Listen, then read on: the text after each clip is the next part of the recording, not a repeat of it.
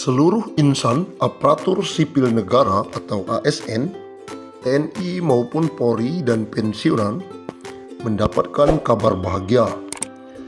Pemerintah memastikan akan memberikan insentif tambahan.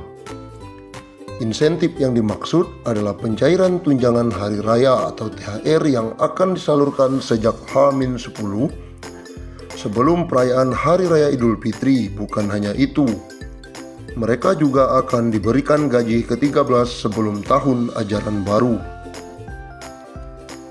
Menteri Keuangan Sri Mulyani Indrawati dalam konferensi pers secara virtual memastikan pemerintah telah menyiapkan alokasi anggaran.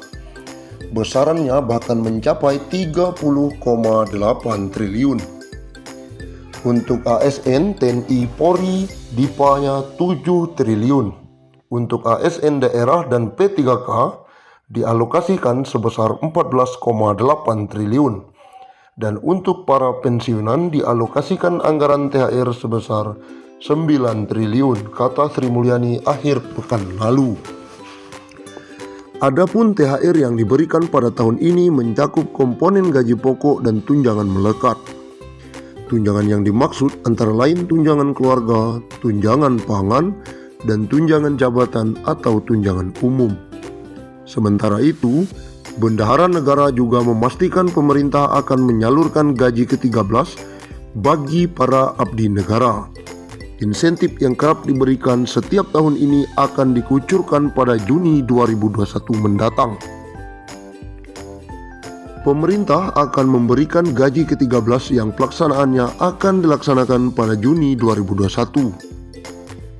Ex-Direktur Pelaksana Bank Dunia itu mengatakan, besaran gaji ke-13 yang diterima ASN, TNI maupun Polri serta pensiunan mencakup komponen gaji pokok dan tunjangan melekat, yakni tunjangan keluarga, tunjangan jabatan atau tunjangan umum, dan tunjangan kinerja. Dengan ini kita harapkan ASN, TNI, Polri, dan pensiunan tetap fokus menjalankan tugas secara penuh, dedikasi, dan tetap merawat dan menjaga Indonesia. Berikut besaran THR dan gaji 13 tahun 2021 kepada pimpinan, anggota, dan pegawai non-pegawai aparatur sipil negara berdasarkan Peraturan Menteri Keuangan Nomor 42/PMK.05/21. Pimpinan dan anggota lembaga non-struktural, ketua atau kepala atau dengan sebutan lain Rp9.592.000, wakil ketua atau wakil kepala atau dengan sebutan lain Rp8.793.000, sekretaris atau dengan sebutan lain Rp7.993.000, anggota Rp7.993.000, pejabat eselon 1 atau pejabat tinggi utama atau pejabat pimpinan tinggi madya Rp9.592.000, eselon 2 atau pejabat pimpinan tinggi pratama Rp7.342.000, eselon 3 atau pejabat administrator Rp5.352.000, eselon 4 atau pejabat pengawas Rp5.242.000. PNS atau ASN dengan jenjang pendidikan. Pertama, pendidikan SD SMP sederajat, masa kerja sampai dengan 10 tahun Rp2.235.000, masa kerja di atas 10 sampai 20 tahun Rp2.569.000, masa kerja di atas 20 tahun Rp2.971.000. Yang kedua, pendidikan SMA atau D1 sederajat, masa kerja sampai dengan 10 tahun Rp2.734.000, masa kerja di atas 10 sampai 20 tahun Rp3.154.000, masa kerja di atas 20 tahun Rp3.738.000. Pendidikan D3 sederajat, masa kerja 10 tahun Rp2.963.000. Masa kerja di atas 10 sampai 20 tahun Rp3.411.000. Masa kerja di atas 20 tahun Rp4.046.000. Yang keempat, pendidikan S1 atau D4 sederajat. Masa kerja sampai dengan 10 tahun Rp3.489.000. Masa kerja di atas 10 sampai 20 tahun Rp4.043.000. Masa kerja di atas 20 tahun Rp4.765.000. Yang kelima, pendidikan S2 S3 sederajat.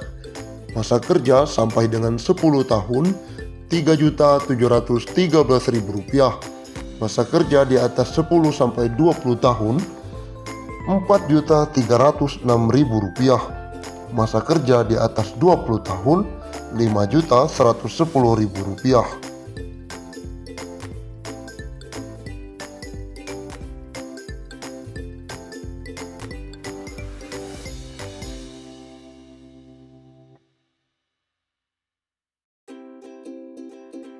Gaji ke-13 pensiunan 2021 cair pada bulan Juni 2021 tanpa tunjangan kinerja atau TUKIN. Hal itu sebagaimana diungkapkan Menteri Keuangan atau Menq RI Sri Mulyani. Pemerintah akan memberikan gaji ke-13 yang pelaksanaannya akan dilaksanakan pada Juni 2021, ujar Sri Mulyani. Keputusan ini dalam PMK nomor 42/PMK.05/2021 tentang petunjuk teknis pelaksanaan THR dan gaji ke-13. Berdasarkan PMK itu, selain gaji ke-13, mereka juga akan mendapatkan THR. Namun untuk THR ini belum ada penjelasan lebih lanjut dan detail dari pihak pemerintah. Adapun ASN yang berhak mendapatkan THR dan gaji ke-13 antara lain PNS dan CPNS, P3K, prajurit TNI, anggota Polri, dan pejabat negara. Sri Mulyani menyampaikan, seperti halnya tahun lalu, gaji ke-13 tahun ini juga tidak akan disertai dengan tunjangan kinerja.